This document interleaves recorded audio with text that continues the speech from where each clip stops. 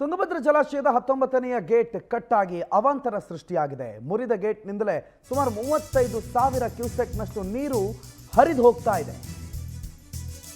19ನೇ gate cut ಆಗಿರೋದು 35,000 cusec ನೀರು ಕೇವಲ 19ನೇ ಗೇಟ್ ಒಂದರಲ್ಲೇ ಹೊರಗಡೆ ಹರಿದು ಹೋಗ್ತಾ ಇದೆ. ಉಳಿದ ಎಲ್ಲ ಗೇಟ್ಗಳು ಸೇರಿ ಒಟ್ಟು 10,000 ಕ್ಯೂಸೆಕ್ ನೀರು ಹೊರಗಡೆ ಹೋಗ್ತಾ ಇದೆ.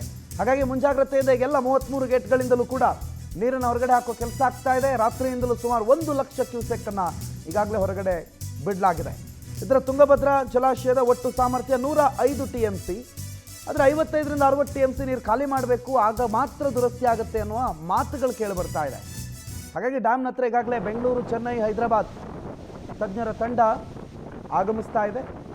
ಎಲ್ಲಿವರೆಗಿನ ನೀರನ್ನು ಫೋರ್ಸು ಅಂತಂದರೆ ಆ ಕಟ್ಟಾಗಿರುವಂಥ ಆ ಗೇಟ್ ಏನಿದೆ, ಆ ಗೇಟ್ ಎಲ್ಲಿದೆ ಅನ್ನೋದು ಕೂಡ ಗೊತ್ತಿಲ್ಲ. ಅದು ನೀರಲ್ಲೇ ಕೊಚ್ಕೊಂಡು ಹೋಗ್ಬಿಟ್ಟಿದೆ. ಅಷ್ಟು ವೇಗವಾಗಿ, ಅಷ್ಟು ಫೋರ್ಸ್ಫುಲಿ ಆ ಗೇಟ್ ಕಟ್ಟಾಗಿರೋದು, ಚೈನ್ ಲಿಂಕ್ ಕಟ್ಟಾಗಿರೋದು. ಗೇಟ್ ನಂಬರ್ 19ರಲ್ಲಿ ಆ ಚೈನ್ ಲಿಂಕ್ ಕಟ್ಟಾಗಿರೋದ್ರಿಂದ 35,000 ಕ್ಯೂಸೆಕ್ ನೀರು ಆ ಒಂದೇ ಗೇಟ್ನ ಮುಖಾಂತರವಾಗಿ ಹೊರಗಡೆ ಹೋಗ್ತಾ ಇರೋದು. ಸೊ ಒಟ್ಟಾರೆ ಪ್ರತಿನಿತ್ಯಕ್ಕೆ ಈಗ 2 ಲಕ್ಷ ಕ್ಯೂಸೆಕ್ನಷ್ಟು ನೀರನ್ನು ಹೊರಗಡೆ ಹಾಕುವ ಸಾಮರ್ಥ್ಯ ಇರುತ್ತೆ.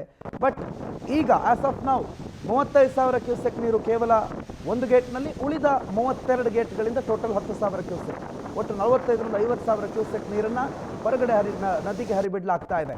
ಹಾಗಾಗಿ ಸದ್ಯಕ್ಕೆ ಸ್ವಲ್ಪ ಭಯದ ವಾತಾವರಣ. ಏನಾಗುತ್ತೆ, ಏಕಾಏಕಿ ಅರ್ಧಕ್ಕರ್ಧ ಡ್ಯಾಮ್ನೇ ಖಾಲಿ ಮಾಡಿಬಿಡ್ಬೇಕು ಅಂತಂದರೆ ಒಂದು ಕಡೆ ನೀರಿಲ್ಲ ಅನ್ನೋದು ಭಯ, ನೀರು ಇರಲ್ಲ ಅನ್ನೋ ಒಂದು ಆತಂಕ.